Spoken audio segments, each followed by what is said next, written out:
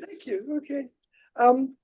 It's interesting, you know, as the blurb said in the bulletin, most of my books are historical romances. They're called Regency romances because they take place during the Regency period in England, which was between about 1800, 1815 and 1830. But curiously enough, the only completely Christmas story I ever wrote is one here, which is a contemporary crime. And I call it a Christmas romance thriller. You know how to, because it has romance in it, but it's actually a crime. The guy who solves the crime. So this is it. And then the other things that I have done is this is a book of short stories, and the first story is a Christmas story. But I read that a couple of years ago, so I'm not doing that one.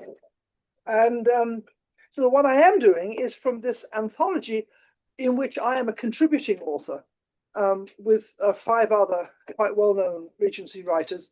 And we put it together last year, and it was been a very, very successful book. It was an Amazon bestseller. So that's where the story comes from that I'm going to read today. And I had to cut it down a lot because it would have been taken too long and you all would have died of boredom.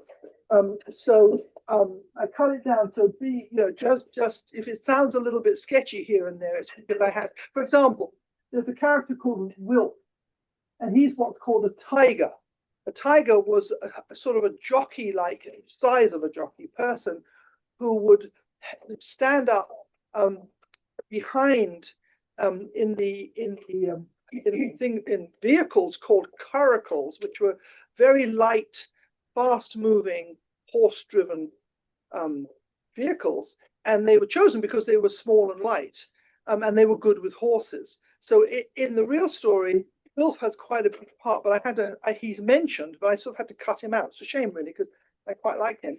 But anyway, or the other thing perhaps I ought to mention is that I talk about boxed pews, because probably you know that before churches were heated in England, in fact, still them pretty marginal heating still today, but they had pews in the front for the local dignitaries to sit in, and they actually were boxed in, and they even had a key so that you could sit there. And there's 2 reasons. First, so that the great unwashed couldn't really see these very fancy people, but also because it was easier to warm them, and they would take warm bricks and things like that in to make that particular area.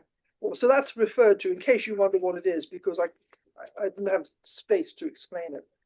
Anyway, here we go. This is called, by the way, "'Twas the Night Before Christmas," because it actually takes place on Christmas Eve. The big black wheels of the phaeton carriage swung wildly as they encountered the slippery surface, and there was an ominous splintering crack. The vehicle immediately slumped to one side, and the cantering horses, feeling the sudden check, reared up wildly. Damn and blast it! The driver, who must have had wrists of iron, wrestled them to a stop. Even before they were at a standstill, a small figure ran to the front and took hold of the horses' heads. "No harm done, far as I can feel, governor." "That's more than could be said for the phaeton," came a cultured voice from the back of the vehicle. "The left rear wheel's clean off, and it looks like the right one is cracked. I blame it on the port after Aunt Florence's dreadful lunch. Without that going around as often as it did, I could have been away an hour earlier." "Well, not much use standing about in this freezing weather. Unhitch the horses. We'll have to walk to the next village. We're going to have to rack up somewhere for the night. Perhaps it'll be in a manger." He laughed hollow. They walked in silence for about a mile until Wilf said suddenly, "There's a light up ahead, governor." Following the direction of the light that twinkled, then disappeared, then twinkled again, they came at length to its source. It was a humble cottage set off the road by a fence that shone white in the moonlight. Wilf tethered the horses to it, and the tall gentleman knocked briskly at the old oak door with the head of his cane. He was rewarded by the sound of a female voice saying, "It must be the carolers, papa, though they are early." The door opened to reveal a handsome young with a smudge of flour on her cheek and curls that were springing from a loose braid around her head. She was wearing a voluminous apron that she was now attempting to untie with one hand while she held the door open with the other. "Oh," she said, looking up into the tall man's face, "you aren't the carolers?" "No," he said, "I'm afraid I'm not. I'm Fortescue." He executed a bow, almost knocking over Wilf, who was now standing closely behind him. "And this is Wilf, my tiger." The young woman looked puzzled, so the gentleman nodded. The gentleman added, "A person hired for being good with horses and not weighing a lot. Rather like a jockey." "Oh, I see," she said. "Well, come in, for heaven's sake, it's freezing." The room they entered was very cozy, softly glowing in fire and candlelight. An elderly gentleman sat in a rocking chair on one side of a wide hearth. On the other there was a worn armchair, and opposite a wooden settle whose cushioned seat was split down the middle. Against the wall, just inside the door where they were now standing, stood a wooden table and 4 chairs.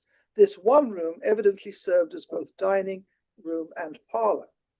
"Papa," said their hostess, "this is Mr. Fortescue and Wilf."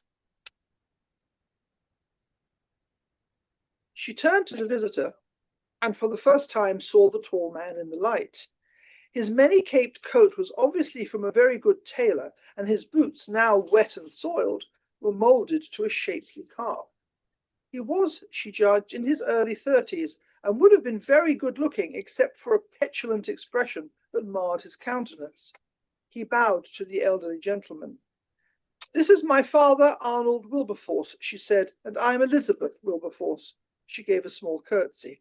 "Why don't you let me take your coats while you sit down and explain while you're here? I can't imagine this is a social call." She chuckled. "Thank you." The visitors shrugged off their coats and she disappeared with them. When she reappeared, the tall gentleman waited for her to sit down before sitting himself. "The thing is," he said, "the icy road back there caused the back wheels of my phaeton to slip and end up broken in a ditch. I'm hoping you can tell me where a wheelwright may be found." "Well, normally he may be found about half a mile down the road in his cottage, but tonight he's in church ringing the bells. Listen, you can hear them starting now." Sure enough, the rhythmic sound of the bells ringing in descending order came clearly through the cold night air. "Isn't it lovely?" The visitor grunted. "They are ringing a full peal," said their hostess. "It will take all evening, and I'm sorry to say he won't be able to work later because he's ringing after church as well. And he won't work tomorrow. It's Christmas Day." Mr. Fortescue sighed. "Then is there an inn in the village?" "I'm afraid not." He looked around helplessly. "Then what are we to do?" Elizabeth smiled at him.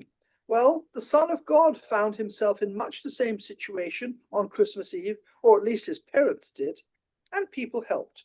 We shall do likewise. You can stay here." Before the gentleman could reply, the sound of voices raised in song could be heard outside, followed by a knocking at the door. "The carolers!" cried Elizabeth, and ran to let them in. The room was soon completely filled up with people bundled up to twice their size. They were all singing, not especially tunefully, but at the top of their voices, "God rest ye merry gentlemen, let nothing you dismay," which dismayed Mr. Fortescue very much indeed.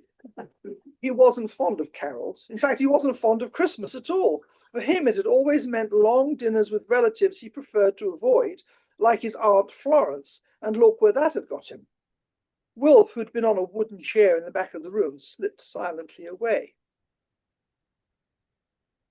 After a rendition of "The First Noel," which is a long carol, Mr. Fortescue was hoping his suffering would be at an end, but he was subjected to a spirited "Here we come a wassailing" before there was a blessed silence. Into the calm, Elizabeth called out gaily, "If someone will come and help, I'll bring out the wassail and the mince pies." Mr. Fortescue leapt immediately to his feet. In the kitchen, he found his hostess, reclad in her apron, stirring a big pot of liquid, steaming over the fire, with apples bobbing on top, and on the deal table behind her lay a platter of mince pies. The visitor lifted up the heavy pot as if it were a feather. and Elizabeth picked up the mince pies. They carried them to the dining table, and Elizabeth stood next to the pot with a ladle at the ready. The carolers each pulled a tin cup from his or her pocket and went for it to be filled. Then they fell upon the mince pies and rapidly demolished them. After which they once more wished their hosts a Merry Christmas and a Happy New Year, and left singing the wassail song. Now, said Elizabeth, let's have supper. It will be very simple, I'm afraid. We have our main meal in the middle of the day, but there are some mince pies left. If we are to sit at table, said Mr. Fortescue, I should like to wash my hands and change out of my riding attire, if I may. Of course. How silly of me not to have thought of that. Come this way. Elizabeth lit a candle from a small table next to the stairs and waited for him to follow her up the staircase that led off the living room. Wilf jumped up to get his master's bag, but the gentleman shook his head and took it himself. He climbed up the stairs behind his hostess. Here we are, she said, opening a low door. Mind your head. You shall sleep in my room tonight. I shall use the truckle bed in my father's. I cannot possibly put you out of your room, protested Mr. Fortescue. Oh, yes, you can. I often sleep in there when he's ailing. I shall be very comfortable. She didn't wait for a response. I'll send Wilf up with some hot water, she said briskly, and left him. His hostess's bedroom smelled delightfully of her, and Mr. Fortescue was still standing there breathing it in when Wilf arrived with the hot water. He rapidly performed his ablutions and put on the one clean shirt his bag contained. Then, distastefully, he dressed in the crumpled coat and breeches he'd thrust in willy-nilly after that infernal lunch. Going down to supper, he was very dissatisfied with his appearance. Miss Wilberforce's feelings were quite different. She caught her breath. In his riding apparel with his hair uncombed, he had been a very attractive man. Now he looked very fine indeed. Supper turned out to be a soup of mostly vegetables, flavoured with a little bacon and served with bread and cheese, with minced parts to follow. After the heavy meal he'd been forced to consume earlier, Mr. Wilberforce found it perfect. The conversation turned to politics, into which Elizabeth's father joined with an enthusiasm that surprised their visitor. Once the supper dishes were cleared away, her father returned to his seat, and Elizabeth announced that she was going to bring in the holly and ivy to decorate the hearth. Let me help you, offered their guest. He was more and more fascinated by this woman who talked London politics one minute and washed dishes the next. Oh, the holly is frightfully fierce this year, she said. It pulled my shawl all to bits when I approached it. It's the least I can do, he said, to repay your hospitality. Outside, the ice on the neat furrows of a vegetable garden glistened in the moonlight.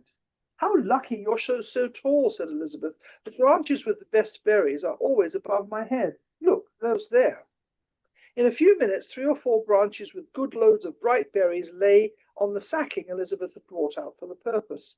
They then pulled strips of ivy off from the side of the hen house, causing a few disgruntled shufflings inside.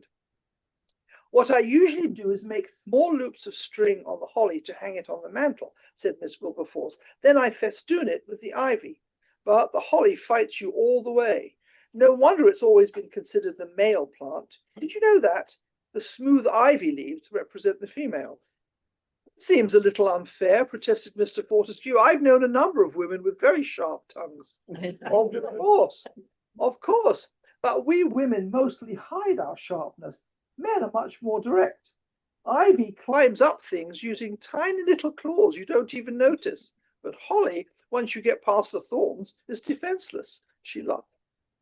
They had just finished adorning the mantel with the shiny green leaves and the red and white berries of the holly and ivy when the bell ringing stopped. Oh, they've come to the end of the peal, said Elizabeth. We'll need to get ready for church soon. I'll just run up and change my gown. I won't be long. She wasn't long, but in any case, most of the time was taken up changing the sheets on her bed. She replaced them with the best set they had, the only ones not sewn sides to middle to get a bit more wear out of them. I remember my mother sewing sheets sides to middle. That done, she quickly changed her gown, ran her fingers through her braids, and deftly brushed her curls up onto top of her head. She fiercely secured them with pins, hoping they wouldn't all work loose before she even left the house. As she came downstairs, Mr. Fortescue watched her as she had watched him. He, the darling of London society for the past 5 seasons, an object of innumerable attempts to catch him, thought he had never seen a more alluring woman. The four set out to walk to the church, Mr. Wilberforce walking with his hand on Wilf's shoulder, and Elizabeth taking Mr. Fortescue's arm. For the first time in her life, she thought how nice it was to have someone to lean on. "Have you lived here long?" ventured the gentleman, once they had gone a little way. "A little over 10 years," she replied. "You came here when Papa had some difficulty. Oh, it's ancient history now. Papa used to write political and social commentary for magazines and newspapers in London. But he made the mistake of saying something that an important man objected to. He sued for libel and was able to prove that Father's remarks were a personal attack. That was entirely false, but we had to pay damages and leave London. It killed my poor mamma. She died the first year we were here." This was the first time Elizabeth had spoken to anyone so frankly about her family's misfortune. She wasn't sure why she did it now, but Mr. Fortescue made no comment beyond, "I see." As they neared the village, Elizabeth suddenly said, "There's the wheelwright's house. Then I'll see if he is susceptible to persuasion." Elizabeth stayed where she was, thinking about his words. She supposed he meant money. It was obvious he was a man of means, but he wasn't so high in the instep that he wouldn't cut a holly for her. "I was able to convince him to at least haul the phaeton into his yard tomorrow afternoon so that he could get at it on Boxing Day," he said when he returned. "Goodness," said Elizabeth, "you must be very persuasive." Mr. Fortescue laughed. "I think my pocketbook was more persuasive than I, Miss Force." "What a pity you couldn't stay with Lord Brookstone," said Elizabeth a few minutes later. "He has a big house a couple of miles up the road, but he spends most of his time in London." "What makes you think I would prefer that?" "Well, you wouldn't have been scratched by the holly, and I'm going to make you help me with the Yule log. It's too big for me to pull in by myself." She smiled up at him, and he thought he would gladly bring in 1,000 Yule logs, whatever they were, if she would smile at him again like that. They had just settled in their pews in the church when there was a stir, and a group of well-dressed individuals walked in a stately fashion down to the boxed pews on the other side of the aisle. The last person in the group was a pretty young woman dressed in high fashion with a frivolous bonnet entirely unsuitable for the season and carrying a huge white fur muff. This vision stopped short when she saw Mr. Fortescue. "James!" she cried, oblivious to the ecclesiastical surroundings. "What are you doing here?"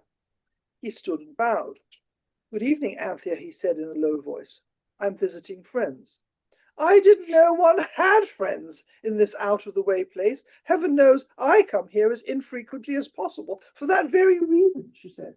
"Anyway, I'll see you after the church, darling." And she followed the rest of her family into the pews. Just a minute, what happened here? I should have done it before you. Wait, what's going to happen? Oh, well, that's it, isn't it? Oh, yeah. Where's the next chapter next week? Well, anyway, I seem to have lost a bit.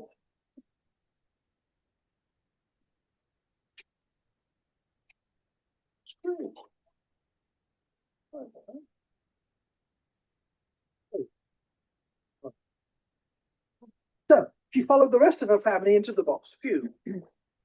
"James," thought Elizabeth, "darling," and her heart fell. The service took its accustomed course, and as soon as the vicar intoned the parting blessing, the bells started up again. Everyone waited for him and his entourage to leave, followed by the Brookstone family, who swept out without looking to left or right. The minute they were outside, Anthea came running up and dragged Mr. Fortescue away. "James, darling," she cried, "who are those people you were sitting with? Surely you can get away. Come home with me. I'm so bored." "I'm sorry, Anthea, but I cannot change my plans. I owe Mr. and Miss Wilberforce a great deal." A complaining voice now called, "Anthea, what are you doing? For heaven's sake, come along. We're all positively frozen." "I have to go, James, but I'll see you tomorrow. Bye." And Anthea ran off before he could say anything more. Then Wilf trotted up. "Where were you, you scoundrel, when you were supposed to be in church?" asked his master. "I were in church, God's truth I were, in th' back. Can't go sitting up front with the toffs. Miss all the fun." "What fun? Church isn't supposed to be fun." "If you're a toff, it ain't, but if for the likes of me, it's all right." "I hope you weren't up to any mischief with one of the country maids." "Don't you worry about me, governor. You look after your own self. That Anthea, she'll get her hooks in if she can." James remembered Elizabeth's laughing remarks about the ivy and how it was smooth on the outside but had little gripping claws underneath. He gave a bark of laughter. "I'm a hard man to hook," he said. But then, catching up with Miss Elizabeth Wilberforce, he thought, "But it depends on the ivy." They walked back in the same configuration as they had come, Elizabeth taking James's arm and her father leaning on Wilf. "I take it that young lady, I think you called her Anthea, is a good friend from London," commented Elizabeth. "She called you darling." "I don't know what to say without sounding like a poltroon. But yes, I know her. Yes, she calls me darling, but I do not call her the same. Does that answer your question?" In spite of herself, Elizabeth found this very reassuring. Once they were once more at the cottage, Elizabeth said, "Now for the Yule log. Are you ready?" "Yes, but what is it?" "It's a very big log we put on the fire on Christmas Eve and hope to keep burning until New Year's Day. The tradition is that it will bring luck and prosperity. One of the trees at the bottom of the garden was hit by lightning in September, and a big branch fell down. I paid one of the farm lads to trim it, but now we have to drag it in. We'd best do it straight away while we still have our coats on." "Show me the way to this magical log." It was not an easy job, not so much because the log was from an oak tree and very heavy, but because it was almost 5 feet long and unwieldy. But between them, Wilf and James pulled it into the kitchen and into the main room. Elizabeth had deliberately let the fire die down before they went to church, so they rolled it onto the now smouldering coals in the wide hearth. "Wilf, please watch it doesn't flame up," said Elizabeth. "We just need it to smoulder and not be consumed. Mr. Fortescue and I are going to take the hot bricks up to the beds." "He ain't rightly Mr. Fortescue," said Wilf, but met such a quelling look from his master that he closed his mouth firmly. "What did he mean?" asked Elizabeth, busily wrapping up the warm bricks she had placed in the kitchen hearth before leaving for church. "I don't listen to him. He has odd fancies. Just ignore him like I do." "But you gave him such a look." "Because I'm tired of his nonsense. He was flirting with one of the village maidens when he should have been paying attention in church." Elizabeth laughed. "What fun! Can you carry 2 of these?" She gave him 2 bricks. "All 3 if you like. Now you're just showing off." "Try me," he said, and smiled. Elizabeth realized that the petulant look he'd had about his mouth when he arrived had disappeared. But, she reflected, the less he smiled at her like that, the better for her poor heart. Elizabeth brought down some quilts for Wilf, and they all went to bed soon after. Mr. Fortescue sank with gratitude into his bed, his feet against the warm brick. He could hear muffled voices from next door. Then, except for the occasional scratching from the small animals who made their home in the thatch, it was very quiet. He fell into a dreamless sleep. When he went downstairs the following morning, he sniffed appreciatively at the smell of bacon and coffee, though he felt it was more than he deserved. He had attempted to make his bed, something he had never done in his life before, but nothing he did seemed to make the covers lie as smoothly as they had been the night before. After breakfast, he sat staring into the fire, worrying. He was sure he and Wilf were a burden on the Wilberforce budget, and was wondering what to do about paying Elizabeth, when a knock came at the door. It was the wheelwright. He was on his way to pick up the broken-down phaeton. Mr. Fortescue and Wilf went with him. Elizabeth was glad of the opportunity to use her bedroom to wash and change. She smiled at Mr. Fortescue's attempt to make the bed, and was torn between remaking it and leaving it alone. In the end, she left it, not wanting him to think his work unsatisfactory. Persuading herself that one should look one's best on Christmas Day, and refusing to admit that she was doing it for Mr. Fortescue's sake, She put on the best of her day dresses, or at least the one of her mother's gowns she thought she had most successfully altered. The gown showed her trim waist and shapely bosom, and the fine deep red wool set off the russet tints of her brown curls. She decided to tie them up with a ribbon, anchoring the top knot with several pins. She had just finished her toilette when a knock came at the door. To her astonishment, on the doorstep stood a young woman who had called Mr. Fortescue darling last night. Miss, stammered Elizabeth, feeling the woman's eyes run up and down her body. Brookstone, Anthea Brookstone. The young woman didn't extend her hand or offer any greeting, but simply stood, obviously waiting to be invited in. Ah, yes, please come in, Miss Brookstone. Elizabeth stood back and allowed the visitor to push past. She was wearing a very modish pink pelisse and matching bonnet. The fact that it was entirely unsuitable for the season and the country setting did not prevent her from looking very pretty. Elizabeth, who just a few moments before had felt quite pleased with her appearance, suddenly felt unstylish and dowdy. Is Lord Northney here? Inquired the visitor haughtily. Who? Elizabeth felt stupid. Who was Lord Northney, and why should he be there? Lord Northney. He told me last night he was staying here. The only person staying here is Mr. Fortescue, well, and his tiger, Wilf. Yes, exactly, James Fortescue, the Earl of Northney. Is he here? Mr. Fortescue is the Earl of Northney.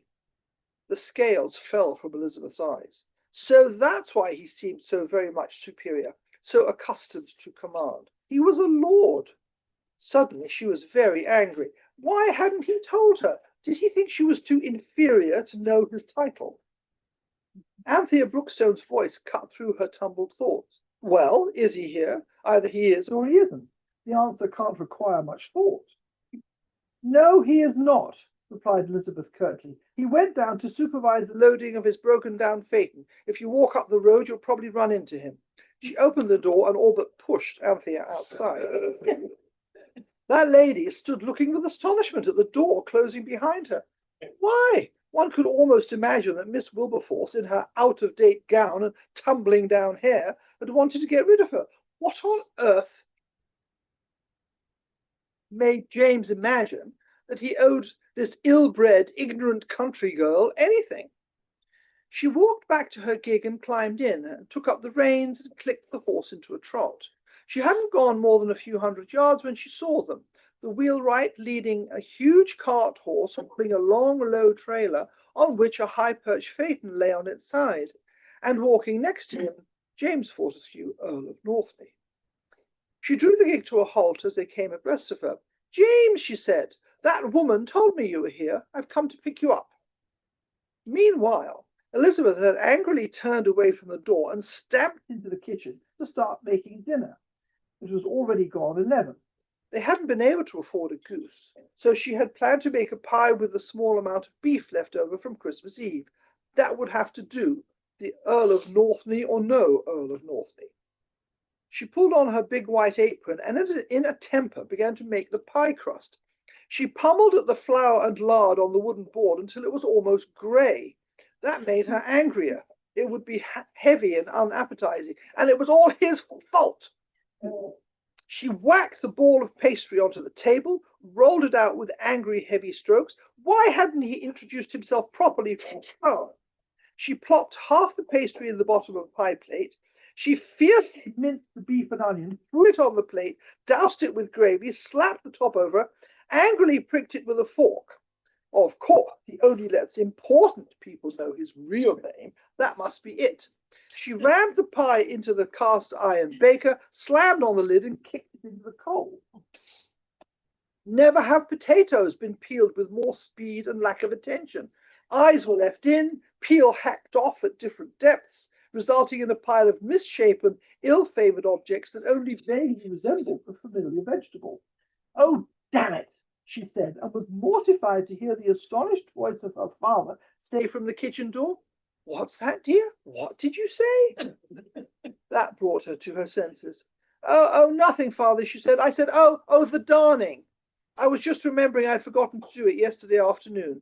With Mr. Fortescue arriving as he did, it went out of my head. She couldn't help the scorn in her voice when she said, Mr. Fortescue.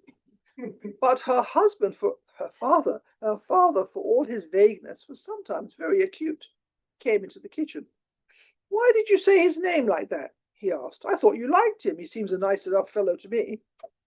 Well, since you ask, Papa, she replied, allowing her wrath to build again, allow me to inform you that he isn't Mr. Fortescue at all, but my lord the Earl of Northney, or so I have been reliably informed by that Anthea Brookstone who was in church last night. She came looking for him. Well, I don't see why that's anything to get so cross about, Elizabeth. Fellow can't help his name. Can't help his name?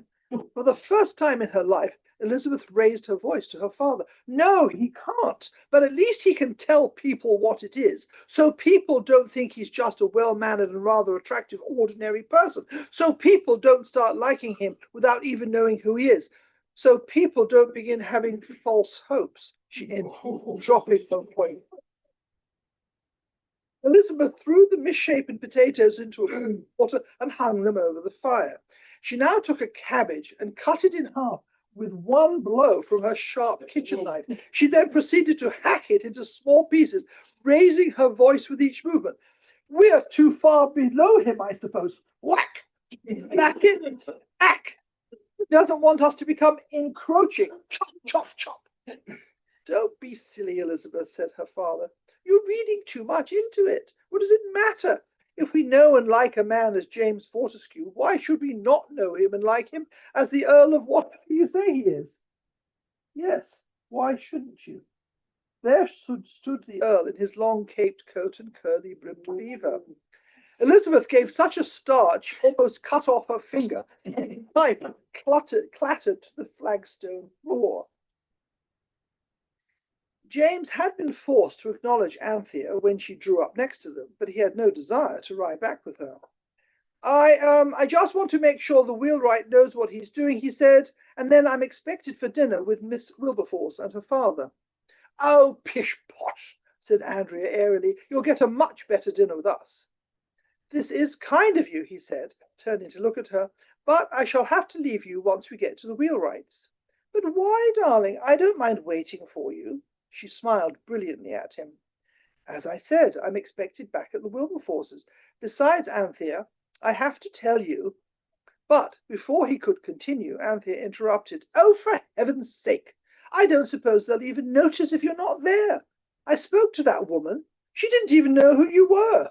When I asked for the Earl of Norfolk, she looked all at sea. I believe she may be a little simple. And what a sight she presented. Her dress had to be 20 years old, and her hair was a positive shambles. Earl could not let this pass. They are not people of fortune, he said, without the glimmer of a smile. And Miss Wilberforce is not accustomed to going into society, but I assure you, she is as sensible as you or I, more so, in fact. If she did not know me by my title, the fault is mine. I'm afraid I did not inform her of it. Well, I can understand why. People like that are bound to be so encroaching. Anyway, if they're not people of fortune, they'll be glad not to have an extra mouth to feed. You would be doing them a favor by coming with me. Enough. The Earl's patience was at an end. Look, Anthea, whether they have no fortune or are as rich as Croesus, whether they go into society or not, whether Miss Wilberforce's gown is from the Ark and her hair is like a bird's nest, I'm going to have dinner with them. I'm going because I want to. I'm going because I admire Miss Wilberforce. I may even be in love with her. Anthea looked as if someone had struck her in the face. If that's the case, she said coldly, you had better descend now. We are just in front of her door. Thank you, Anthea, said the Earl. I hope we may continue to meet on friendly terms. But the lady, barely waiting for him to step down, whipped up her horse into a gallop. Now, before his startled audience in the kitchen, the Earl came forward in 2 long strides and picked up the knife she had dropped. I collect that unfortunate cabbage was the stand-in for my head. Handing it to her. Elizabeth looked at the vegetable that lay in shreds upon the board, and then at him, and burst into laughter. Yes, she said, I really was very angry. I'm better now. I'm glad, he said, smiling at her, because I have just made an enemy of another woman. It would be careless of me to lose the affection of two in one day. Anthea Brookstone invited me to their home for dinner, but I refused, and I made her angry because I told her I admire you and may in fact be in love with you. Oh, said Elizabeth, her colour rising. I can see why she might have been quite cross. The Earl put his arms around Elizabeth. Then he thought again and broke away to take the knife from her hands and lay it on the table. Just to be sure, he said, and kissed her. Yes, he said when they broke apart, I was right. I am in love with you. You will marry me, won't you? Only if Papa may live with us and I never have to chop cabbage again. I'm delighted with the first and agree wholeheartedly with the second. I shall never be able to look upon the vegetable again with any security. That is to say, he turned to Elizabeth's father, if you permit my marrying your daughter, sir. If you really need my permission, my lord, replied the old man, who was once again more acute than anyone realized, you're not the man I thought you were. Now I remember, said Elizabeth suddenly. When you arrived, you hesitated before saying your name. I thought it was a bit odd at the time, but now I see you were trying to decide what to call yourself. Yes, I was. I didn't want to announce my title. It seemed so pompous. When you first called me Mr. Fortescue, it sounded odd to my ears, but by then it was too late. Wilf tried to say something, but I stopped him. I'm sorry. Just call me James, and we can both be happy. The Earl took his wife-to-be into his arms and kissed her again. You know, he said when they finally broke apart, apart from being threatened with being chopped up like a cabbage, Christmas isn't so bad after all.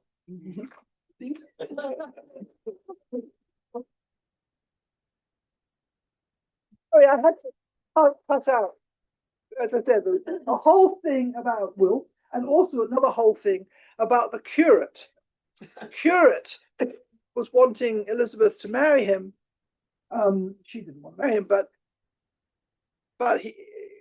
anyway, he had asked when they left church the night before on Christmas Eve if he could come and talk to her the next day. So she was dreading it, but and the story goes on a bit because he does come, and of course James deals with him very effectively and gets rid of him. Anyway, so he's in the story and Wilf is in the story, but it would have taken too long to read. It's very it's such fun writing these. So they're so silly. I was so sure they weren't going to get together. Oh yeah, right.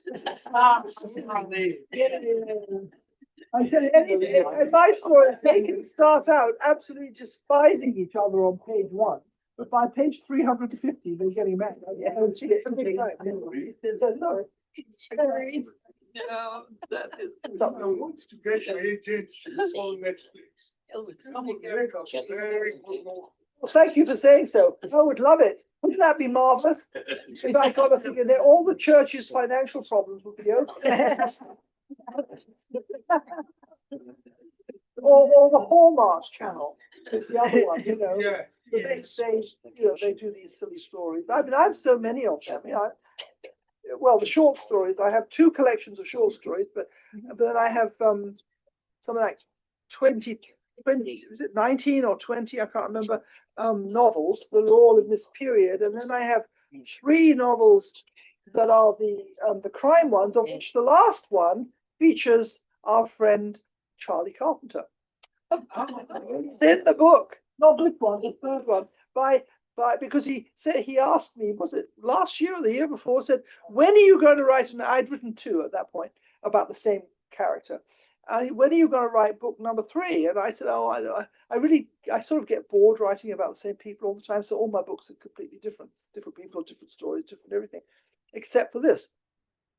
So I said, oh, okay, I will, but I'll put you in it. And so I did. But you tell them why you said that. Oh, because he took us riding in this military vehicle. It's called a MUT. Stands for what? Military utility transport truck. Oh, there you go. It's the most uncomfortable thing you've ever ridden in your life. And we went in the woods. You know, Between two trees that the you tree- said there is. you're never going to no get way. there. I mean, the trees were not more than this much wider than the truck, this vehicle. So that had to go in the story. In fact, it's quite an important part of the story.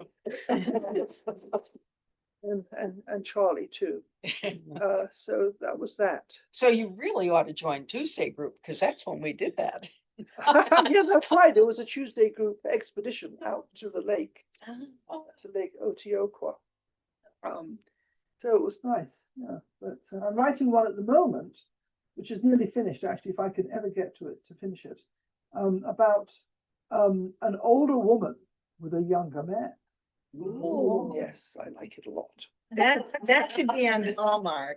Yes, I think so. I think so too. And I because you know she is at least 10 years older than him, and he literally falls at her doorstep because he's ill. He's an itinerant artist, and he's been wandering around all summer and he caught a cold earlier, and he sort of had it, and of course didn't treat it, so it's gone into his lungs, and he's really quite ill when he falls on her doorstep. And so she nurses him back to health. And so that's, but in that book, I've also, because all of that, of course, is only a short story, so I try to make it historically accurate as far as, you know, how people lived and how they cooked and so on and so forth. But the longer novels, I do try to put something genuinely historical in them. And this one actually talks about slavery, because slavery was abolished in England itself, or in Britain, only England, but all of Britain, quite early on. I can't remember the exact date, but it wasn't abolished in the colonies. So there was British peoples traded slaves between Africa and the Caribbean, Jamaica and so on, which was something I didn't know growing up. We were never taught that in our history classes, you know. Not talked of at all. So I thought it was, I mean, it's not a central focus of the story, but it is in there. And I found that quite disturbing to read about. But anyway, I'd always had a very sort of superior attitude towards slavery, and I realized it's completely misplaced. Completely misplaced. Anyway, so that's what I'm doing now. Does anybody have any questions about anything? Get into writing romance novels. Oh, that's a good question. It's because it's got a fairly complicated answer. First, you have to understand my father worked in the colonies back in the day, and so he was in Africa most of my childhood, and therefore I went to a boarding school. And my sister, who was a year and a half younger than me, we both went to boarding school, and at that time, there was a very popular, she's still very, in fact, I think even more popular than she was then, a writer called Georgette Hare, and she was reading at the time. And she wrote these romances, these Regency romances set in this period. And my sister and I used to really like them. And we would read them under the covers with flashlights. We had after light found, the nuns. We used to go to bed at 8 o'clock or something crazy. And anyway, we would laugh about them. And we both really liked them all our lives until we were, you know, grown up.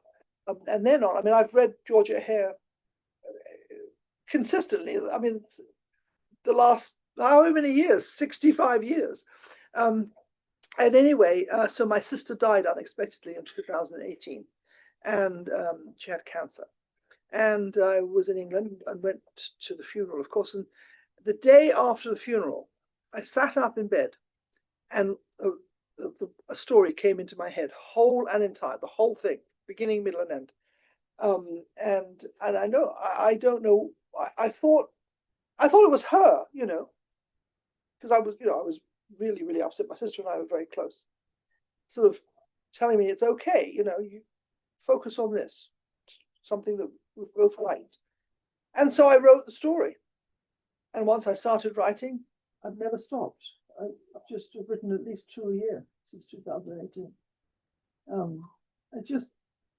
And for me, it's such a relaxation. I mean, things can be absolutely, I mean, things are pretty awful, we have to admit, right now. In this, not only in this country, it's the same in Britain, just as bad. And so, you know, you listen to the news and it makes you want to cry.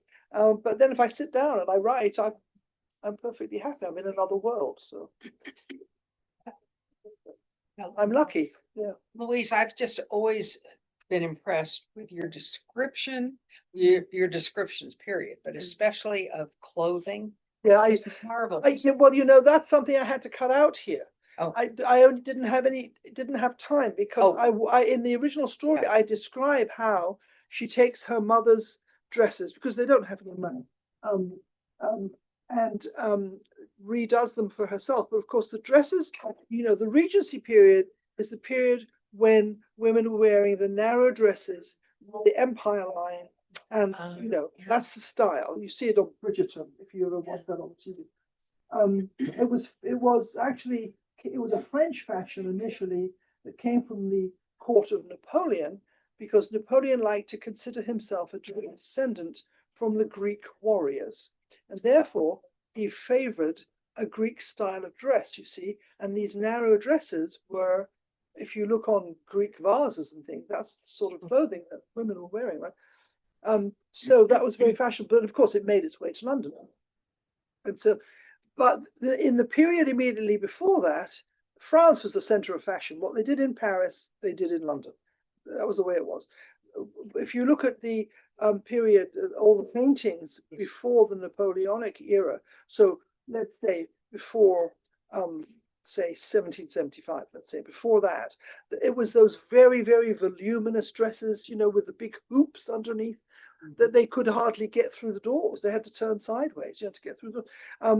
So that's what her mother would have been wearing. And so when she makes her dresses, she and the bodices, by the way, were separate before the Regency period. The Regency period actually was the first period in which the gowns were all one piece. Before that, the bodice was always separate from the skirt. And so she takes the bodice and she cuts it. And then she takes the fabric from the skirt, which made 3 dresses, and makes them. So that's, and I describe all of that at the time, but that's what she did anyway. So yeah, I'm very interested in all that type. I'm very interested in underwear. I'm a bit of a specialist in underwear, women's underwear. Some specialty books. Well, you can say that, you can laugh, but I've actually thought about doing a lyceum course on, you know, women's underwear through the ages, because, you know, women didn't wear underpants, you know, for the longest time, well, much later than this, until about 1870. Underwear is only about, you know, not even 200 years old. And bras, no, it didn't exist. It's completely different. So, you know, men didn't wear underpants either. They, you know, I mean, you have to think about it in terms. I mean, it's starting to get on the topics. You have to. Please go on. Think about it. Going to the toilet.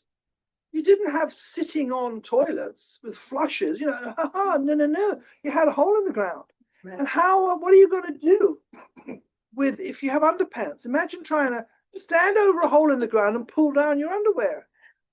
Absolutely impossible. Therefore, nobody even thought about it. They just wore these sort of pantaloon things, which were the 2 legs were completely separate from each other and on a cord at the waist. They were separate? Oh yeah.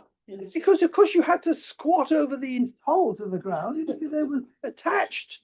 You couldn't. I suppose. Never thought about it though. Well, so thanks for opening. It wasn't until the invention of the toilet seat, that women began to wear underwear, and men too, really. Well, men have always been different because their equipment is a lot more easy to handle. Sorry. The Regency period. Well, was that while someone was being regent because Victoria was? No, it's not Victoria. It's George III, the one who lost the colony, the one who lost America. Okay. Yes, he was mad. But you know, he was mad. He suffered from mental defect. Right. They think he had a thing called porphyria because his urine was purple. Okay, so who's acting as regent? So what? Because he couldn't. the thing is, people keep talking about, for example, Charles now. Oh, when is he going to abdicate? They do not abdicate. You're king, you're king, you're queen, you're queen. That's it. So the day you die, except of course we had that thing with Wallace Simpson. Right. But that was that he even then he didn't want to abdicate. He was told to abdicate. Anyway, so George III was not capable of ruling the country anymore, or he never did, because we have Parliament in England. So king doesn't really rule, but he wasn't even capable of being the sort of titular head of the country anymore. So his son, his oldest son, took over, who would be George IV. He was Prince Regent, and he was Prince Regent from sort of just around 1800-ish, sort of. I can't remember the exact date to tell you the truth. Until about a little ahead of 1830.